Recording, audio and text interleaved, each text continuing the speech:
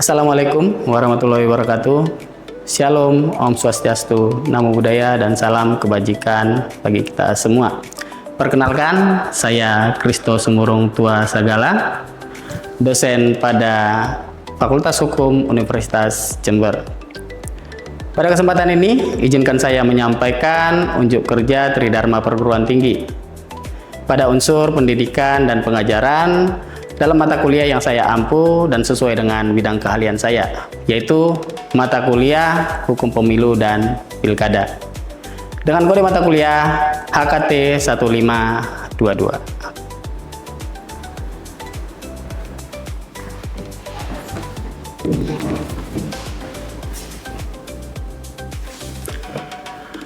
Mata kuliah Hukum Pemilu dan Pilkada merupakan mata kuliah peminatan ataupun kekhususan konsentrasi Hukum Tata Negara pada Prodi Ilmu Hukum Fakultas Hukum Universitas Jember yang berbobot 2 SKS dan ditempuh pada semester 5. Mata kuliah ini dirancang untuk memberikan pemahaman kepada mahasiswa mengenai konsep, asas, doktrin, dan hukum dalam penyelenggaraan pemilu maupun pilkada di Indonesia.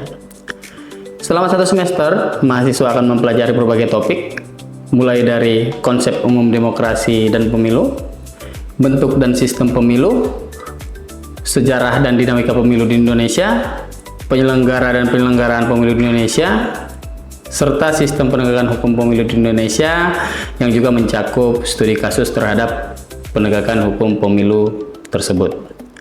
Dengan demikian, mahasiswa tidak hanya memahami konsep pemilu secara normatif, tapi juga memahami dari perspektif teori maupun praktik.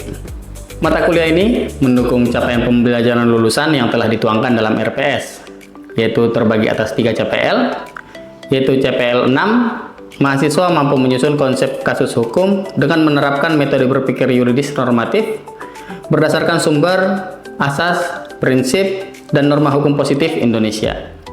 Kemudian CPL 7, mahasiswa mampu merumuskan gagasan secara logis, kritis, argumentatif, dan kontekstual terhadap hukum positif Indonesia. Kemudian CPL 8, mahasiswa mampu membuat keputusan secara akademik, secara mandiri maupun secara tim, dan bertanggung jawab dalam penyelesaian masalah hukum. Capaian tersebut kemudian dijabarkan ke dalam capaian pembelajaran mata kuliah yang terbagi atas 3 CPMK, yaitu CPMK pertama, mahasiswa mampu menganalisis secara terperinci konsep hukum dan konsep tentang hukum untuk menghadapi persoalan hukum konkret terkait pemilu dan pilkada. Kemudian CPMK kedua, mahasiswa mampu menganalisis doktrin ilmu hukum sebagai sumber hukum positif dalam pengaturan tentang pemilu dan pilkada. Kemudian CPMK yang ketiga, mahasiswa mampu menganalisis ilmu pengetahuan terkait hukum untuk menentukan solusi dari permasalahan hukum yang berkaitan dengan pemilu dan pilkada. Pembelajaran pada mata kuliah ini dilaksanakan mengacu kepada 3 komponen utama, yaitu delivery, interaction, dan assessment. Delivery yang dimaksud di sini adalah saya akan memberikan materi dan RPS yang dapat diakses secara langsung oleh mahasiswa melalui media manajemen pembelajaran ataupun MMP pada Sistem Informasi Terpadu Sister Universitas Jember. Kemudian materi disampaikan dengan presentasi interaktif yang dilakukan secara tatap muka di dalam kelas. Kemudian interaction yang dimaksud di sini adalah perkuliahan ini melibatkan komunikasi 2 arah antara dosen dengan mahasiswa berupa diskusi maupun tanya jawab. Kemudian meminta mahasiswa menyampaikan argumentasi hukum terhadap permasalahan yang dibahas, sehingga tidak hanya memahami teori tetapi juga memiliki kemampuan berpikir analitis dan mampu menyelesaikan persoalan hukum secara sistematis. Yang ketiga yaitu assessment. Yang dimaksud assessment di sini yaitu untuk mengukur ketercapaian CPMK. Metode assessment yang digunakan adalah case method melalui 2 kali penugasan pada lembar kerja mahasiswa ataupun LKM dan 1 kali penugasan project based learning secara berkelompok menggunakan lembar rencana tugas mahasiswa atau RTM. Selanjutnya, Penilaian dilakukan mengacu kepada rubrik penilaian lembar kerja mahasiswa dan rubrik penilaian rencana tugas mahasiswa sesuai dengan proporsi yang tertuang pada RPS. Pertemuan kuliah yang akan saya sampaikan pada kesempatan ini adalah mengenai sistem penegakan hukum pemilu yang menguraikan tentang bagaimana pengaturannya dalam regulasi kepemiluan di Indonesia dan bagaimana efektivitas penegakan hukum tersebut dalam praktik. Melalui pertemuan kuliah ini, mahasiswa diharapkan mampu untuk memenuhi CPMK, yaitu mampu menganalisis secara terperinci konsep umum dan khusus tentang hukum untuk menghadapi persoalan hukum konkret terkait pemilu dan pilkada. Berikut adalah video pembelajaran pada mata kuliah Hukum Pemilu dan Pilkada dengan materi pada pertemuan kelima, yaitu Sistem Penegakan Hukum Pemilu dan Pemilihan Kepala Daerah di Indonesia. Selamat menyaksikan. Selamat siang teman-teman semua. Siang. Gimana harinya? Oh iya ya, masih semangat kuliah berarti ya? Semangat. Belajar HTN, Pak. Belajar HTN ya, bisa juga. Oke, kita masuk pada minggu ini pada perkuliahan kelima dalam mata kuliah Hukum Pemilu dan Pilkada, ya. Di perkuliahan kelima ini kita akan berdiskusi tentang penegakan hukum pemilu, begitu. Ya, tapi sebelum kita memasuki materi pada hari ini, sepertinya alangkah baiknya kita flashback sedikit ke belakang perkuliahan kita sebelumnya, yaitu perkuliahan keempat, begitu ya. Perkuliahan keempat kita sudah berdiskusi tentang lembaga penyelenggara pemilu, yang mana ada beberapa lembaga yang menjadi penyelenggara pemilu di Indonesia saat ini, kan begitu. Ya, ini sudah mengalami dinamika juga sejak dari pemilu 1955 sampai sekarang. Ya, saya ingin bertanya dulu ke teman-teman. Apa-apa saja sih lembaga penyelenggara pemilu di Indonesia saat ini? Ada 3, Pak. Ada 3, Bapak. Ada 3? Ya. Yakin? Yakin. Nggak mau nambah lagi? Nggak mau. Mau. Ada 3 ya? 3. Apa saja? Siapa? KPU, Bawaslu, sama DKPP. KPU, Bawaslu, DKPP. Itu lembaga penyelenggara pemilu ya? Iya. Ya. Ya, baik. Berdasarkan jawaban dari teman-teman, bahwasanya ada 3 lembaga penyelenggara pemilu. Saya ingin compare sedikit, sebagaimana tertuang secara eksplisit di Undang-Undang Dasar. Pasal 22E ayat 5 mengatakan, penyelenggaraan pemilu dilaksanakan oleh suatu komisi pemilihan umum. Kan begitu? Dilaksanakan oleh suatu komisi pemilihan umum. Saya tulis di sini aja. Penyelenggaraan pemilu dilaksanakan, pemilu diselenggarakan oleh suatu komisi pemilihan umum dan lain-lain selanjutnya. Ya, di sini ada secara eksplisit, ini bunyi pasal 22E ayat 5. Secara eksplisit mengatakan bahwasanya, dinyatakan bahwasanya ada suatu komisi pemilihan umum. Sedangkan tadi jawaban teman-teman mengatakan ada Bawaslu, KPU, dan DKPP. Bagaimana untuk ini? Apakah memang teman-teman sepakat bahwasanya ketiga lembaga itu sudah konstitusional atau sesuai dengan konstitusi, sesuai dengan Undang-Undang Dasar, atau bahkan menganggap bahwasanya DKPP berarti dengan Bawaslu inkonstitusional, Pak? Begitu. Kalau inkonstitusional berarti bisa diuji ke MK dong untuk dihapuskan lembaga itu, begitu. Bagaimana pendapat teman-teman? Ini Bapak sesuai dengan konstitusi. Karena sebagaimana di putusan MK nomor 11 tahun 2010, di mana di pasal 22 ayat 22E ayat 5 yang menyatakan bahwa pemilihan umum diselenggarakan oleh suatu komisi pemilihan umum itu bukan merujuk kepada lembaga, Bapak. Bukan merujuk kepada lembaga KPU yang ada sekarang, tapi merujuk pada suatu fungsi. Berarti KPU, Bawaslu, dan DKPP itu masuk sebagai penyelenggara pemilu, Bapak. Ya. Baik. Ya, itu kata MK dalam tafsirnya mengatakan bahwasanya suatu komisi pemilihan umum ini tidak merujuk kepada kelembagaan, tapi merujuk kepada kesatuan fungsi. Kenapa MK mengatakan? Karena ini dia huruf kecil. Itu salah satunya. Berbeda misalnya ketika dibandingkan dengan pasal 24, Mahkamah Agung ditulis dengan huruf kapital di awal. Mahkamah Konstitusi juga dengan Harus kapital di awal. Konstitusi juga dengan huruf kapital di awalnya.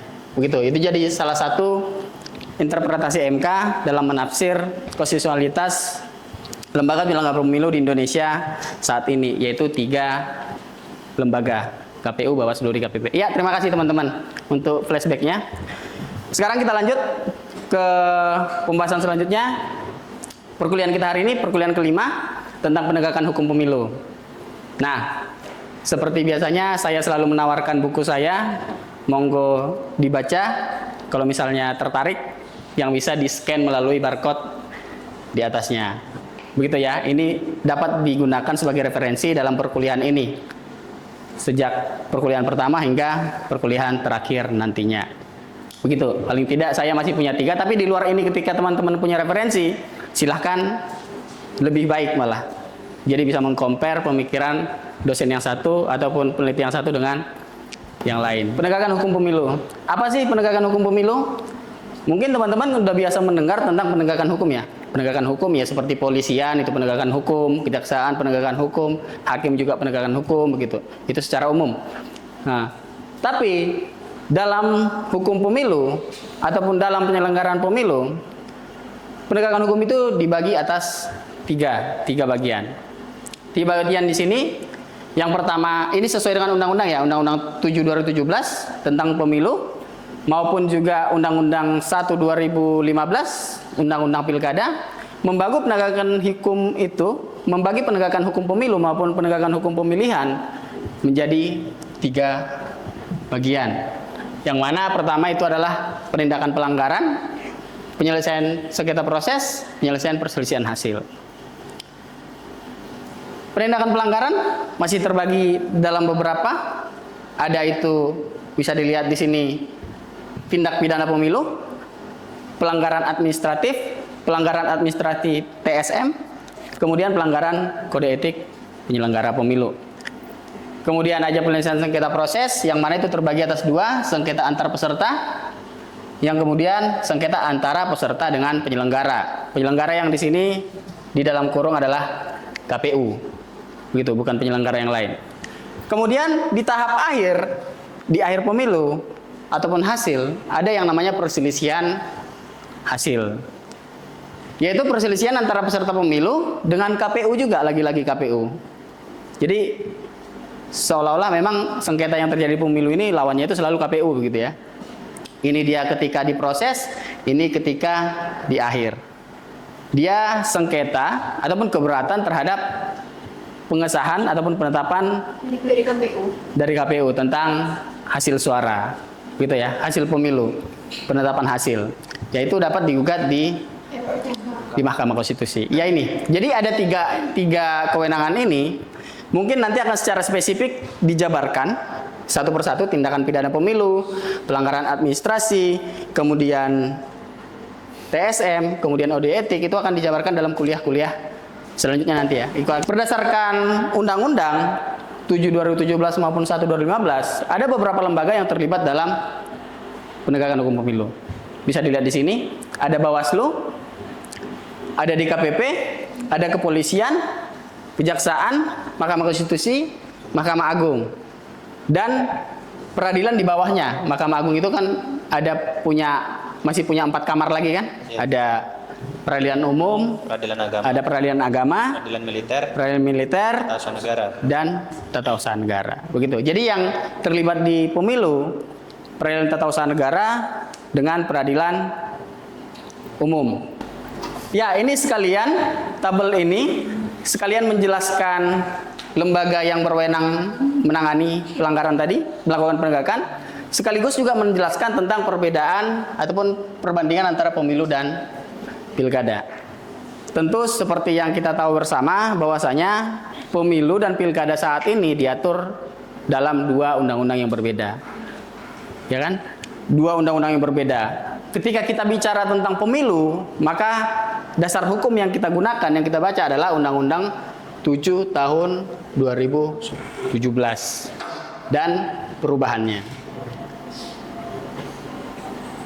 Akan tetapi ketika kita berbicara tentang pilkada ataupun pemilihan kepala daerah, dasar hukumnya adalah Undang-Undang Nomor 1 Tahun 2015 dan perubahannya, gitu ya.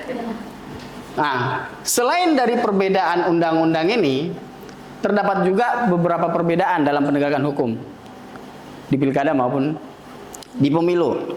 Misalnya yang bisa tergambarkan secara langsung dari tabel ini, bisa kita lihat perbedaannya misalnya pada sengketa antara peserta dan penyelenggara. Gitu ya. Ketika di pemilu, sengketa itu ya mau pemilu dan pilkada memang sengketa diajukan kepada Bawaslu ya. Sengketa diajukan kepada Bawaslu, Bawaslu akan melakukan adjudikasi ataupun pemeriksaan persidangan, kemudian setelah diputus bisa diajukan banding administratif. Kalau misalnya dia pemilu, dia ke PT UN. PT UN ini yang tingkat pertama ya. Tingkat pertama, tapi memang PT UN itu hanya ada di provinsi. Berbeda dengan PN kan, PN itu di Jember juga ada. Kalau misalnya ini tentang pemilu yang ada di Jember, makanya menggugat harus ke Surabaya, PT UN.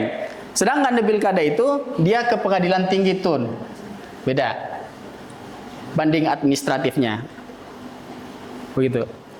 Perbedaan selanjutnya adalah di pemilu tidak ada yang namanya kasasi. Dia hanya sampai PT UN diputus final mengikat, begitu. Sedangkan di pilkada dia masih bisa kasasi ke Mahkamah Agung, kasasi terhadap putusan PT UN, PT Tun, Pengadilan Tinggi Tata Usaha Negara, begitu. Itu perbedaannya. Itu masih dari dalam kelembagaannya, mengenai kelembagaannya sudah ada perbedaan antara keduanya. Itu untuk perbandingan. Terus apa-apa saja sih yang menjadi pembeda antara ini tadi? Kalau misalnya kita bagi dari 3 tadi kan ini. Bagian pertama itu pelanggaran sampai 4. Sengketa itu 5-6. Ini yang ketiga. Gitu ya kan. Kalau kita misalnya melihat tadi kembali lagi sini kan kita bagi 3 kan? Iya. Nah, kalau misalnya di dalam tabel ini yang pelanggaran dia sampai 4, 5-6 ini adalah nomor 2, yang 7 adalah nomor 3. Nah, jadi perbedaannya adalah pelanggaran ini biasanya itu adalah tindakan. Jadi tidak masalah siapa yang melaporkan, siapa yang dilaporkan. Yang penting ada tindakan. Ada tindakan pidana pemilu. Tindak pidana pemilu itu apa sih? Tindak pidana pemilu adalah tindak pidana yang diatur oleh Undang-Undang Pemilu sendiri. Pertanyaannya, saya ingin bertanya ke teman-teman. Misalnya nih, dalam pelaksanaan kampanye, sedang berkampanye, misalnya paslon nomor urut 1 sedang berkampanye, kemudian dalam pelaksanaan kampanye tersebut terjadi kericuhan hingga salah satu pendukung calon meninggal dunia karena kericuhan tersebut. Gitu ya, meninggal dunia, ya saling pukul atau apalah, saling serang. Menurut teman-teman, apakah itu dimasuk kategori tindak pidana pemilu? Ini masih karena kita belum bahas juga, sekedar bertanya ke teman-teman, kira-kira apakah ketika terjadi peristiwa tersebut itu dikategorikan sebagai tindak pidana pemilu yang bisa dilaporkan kepada Bawaslu? Ada? Iya. Ya. Karena pada masa kampanye. Alasannya karena terjadi pada masa kampanye. Ada yang lain? Nggak ada? Oke, langsung kita jawab. Bukan tindak pidana pemilu. Kenapa? Karena itu adalah tindak pidana umum. Pembunuhan, pengeroyokan, begitu-gitu. Jadi apa yang menjadi tindak pidana pemilu? Tindak pidana pemilu itu hanya pasal pidana yang diatur oleh Undang-Undang Pemilu. Misalnya nih, KPPS tidak menyerahkan hasil rekapitulasi suara, itu masuk di tindak pidana pemilu.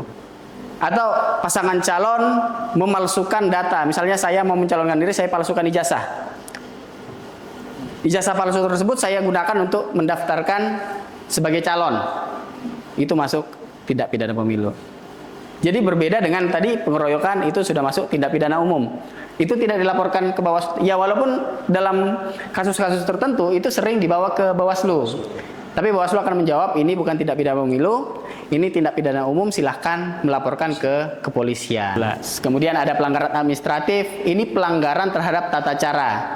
Ketika saya mendaftar misalnya, mendaftarkan sebagai kepala daerah, terus saya disuruh pulang sama KPU. Itu pelanggaran administratif. Atau ketika saya mendaftar, saya ngasih ijazah tapi tidak dicatat. Jadi mereka mengatakan, kamu belum ngasih ijazah. Itu pelanggaran administratif. Gitu, tindakan. Jadi intinya pelanggaran itu adalah tindakan. Begitu ya. Sama dengan pelanggaran administrasi TSM. TSM itu terstruktur, sistematis, dan masif. Terstruktur itu dilakukan oleh struktur negara. Sistematis itu dilakukan secara terencana. Masif itu dilakukan secara meluas. Jadi bukan hanya di satu tempat. Misalnya kalau misalnya pemilu itu satu daerah presiden misalnya. Makanya sering itu kan pemilihan presiden TSM katanya, tapi membuktikannya susah. Kenapa? Karena harus memenuhi ketiga unsur tadi itu, terstrukturnya. Terstruktur, sistematis, dan masif. Nah, ini harus ya akumulasi. Misalnya nih ada pertanyaan, ini terstruktur dilakukan oleh PNS misalnya atau aparat negara. Bisa nggak? Nggak bisa kalau yang ini tidak terpenuhi. Ini terpenuhi, ini tidak, juga tidak. Jadi harus ketiga-tiganya, sifatnya akumulasi, harus dilakukan oleh ketiganya. Makanya agak sedikit sulit membuktikannya. Selanjutnya lagi yang lebih sulit, masifnya. Masifnya itu harus lebih dari setengah. Kalau Indonesia berarti lebih dari setengah Indonesia harus terjadi, kan begitu. Kalau dia masih seperempat, masuk masif nggak? Nggak masuk. Unsurnya tidak memenuhi, coret, ditolak. Agak memang ini lebih sulit dibuktikan, gitu. Tapi kembali lagi tetap kepada tindakan, begitu ya. Begitu juga pelanggaran kode etik. Pelanggaran kode etik ini yang dilakukan oleh Bawaslu maupun KPU. Ini nanti akan diperiksa oleh DKPP. Tapi bisa dilaporkan ke Bawaslu nggak? Bisa. Bawaslu juga bisa menerima laporan kode etik. Nanti akan diteruskan ke DKPP. Tetap yang memutus itu DKPP.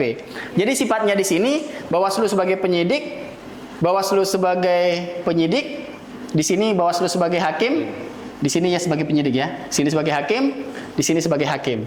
Sifatnya persidangan. Itu kalau pelanggaran. Kemudian yang jenis kedua tadi, sengketa proses. Bagaimana sengketa proses itu adalah surat keputusan maupun berita acara KPU. Itu yang menjadi objeknya. Kalau di sini objeknya itu adalah tindakan.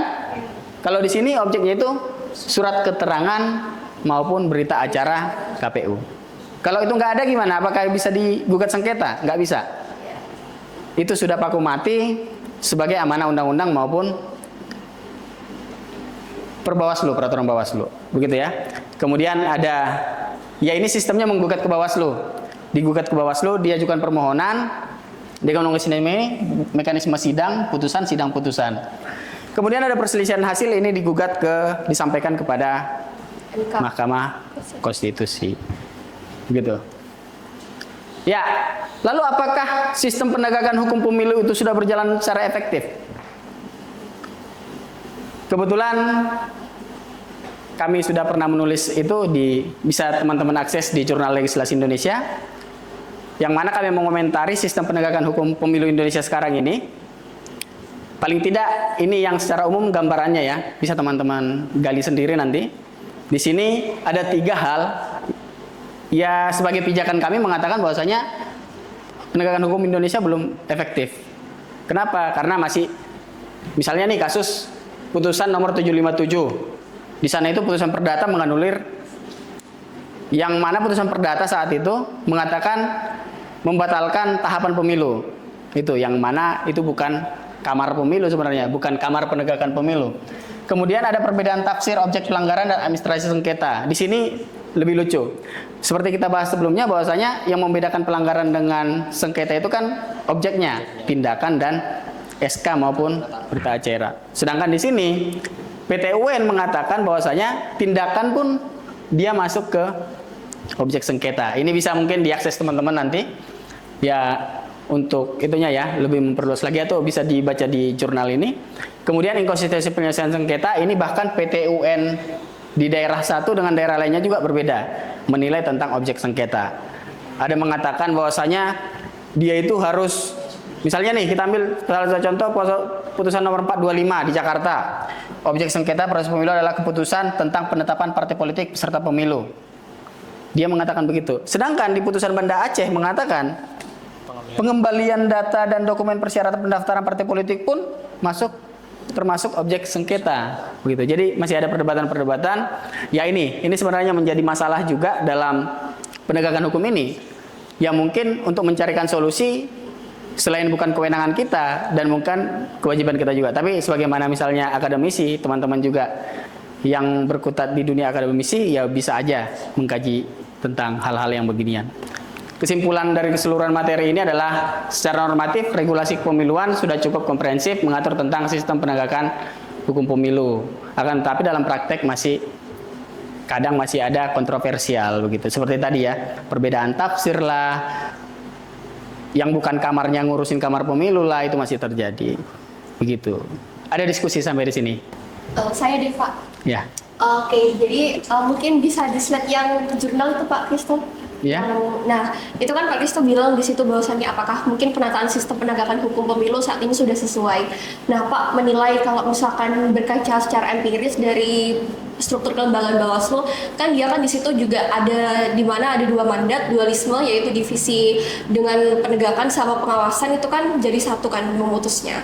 Nah, apakah itu termasuk dalam suatu hal yang menurut Pak Kristo itu penataan sistem penegakan hukum yang sesuai dengan pemilu, karena mengingat Bawaslu ini ada dualisme fungsi Bapak begitu untuk kemajuan pemilu di tahun 2029. Ya, apakah kira-kira ada yang menjadi suatu hambatan juga ketika terjadi dualisme di Bawaslu tadi, pengawas maupun pemutus? Ya menurut saya masih harus perlu dilakukan riset secara mendalam ya mengenai itu. Tapi kalau isu-isu sosialnya sudah sering terdengar memang. Tapi kalau ketika teman-teman meminta saya menjawab secara akademis, saya masih harus mencari.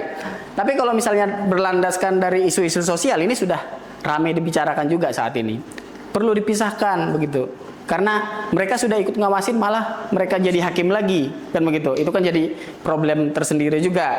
Ya, tapi kalau misalnya tujuannya untuk efektivitas, menurut saya itu perlu dibenahi, gitu ya. Perlu dibenahi dengan cara apa? Ya mungkin ada dia memang banyak jurnal yang sudah menulis itu juga. Ada mengatakan membentuk lembaga baru peradilan pemilu atau membentuk suatu mahkamah pemilu, begitu. Atau bahkan dibagi di dalam gimana melalui mekanisme yang ada di internalnya, membagi bagaimana dengan cara apa, itu sudah banyak di itu. Tapi kalau misalnya ditanyakan ke saya tentang efektivitas itu mempengaruhi efektivitas atau tidak, silahkan, karena ini menjadi salah satu komponen asesmen juga. Teman-teman, ini tadi kasus yang saya sampaikan di materi ya. Jadi teman-teman nanti membuat analisis terkait dengan kasus tersebut. Jadi karena perkuliahan ini menggunakan metode case method tadi, dan ini menjadi penilaian juga, maka silahkan ini bisa diakses melalui MMP. Dan sebagai bocoran untuk minggu depan, kita masuk materi tentang penanganan pelanggaran. Seperti tadi saya jelaskan, nanti itu akan dibahas secara spesifik, mulai dari mekanisme pengajuannya, objek-objeknya bagaimana, terus siapa pihaknya, itu akan dibahas dalam perkuliahan selanjutnya. Begitu, sebagai bocoran minggu depan. Tentu juga nanti materi akan saya upload di MMP, teman-teman bisa akses sebelum perkuliahan kita langsungkan. Jadi sudah bisa baca terlebih dahulu begitu ya. Jadi sudah sama-sama tahu. Oke, teman-teman. Saya rasa perkuliahan kita hari ini kita tutup, sampai ketemu di minggu depan. Terima kasih. Assalamualaikum warahmatullahi wabarakatuh. Shalom, Om Swastiastu, Namo Buddhaya, salam kebajikan bagi kita semua. Terima kasih Bapak.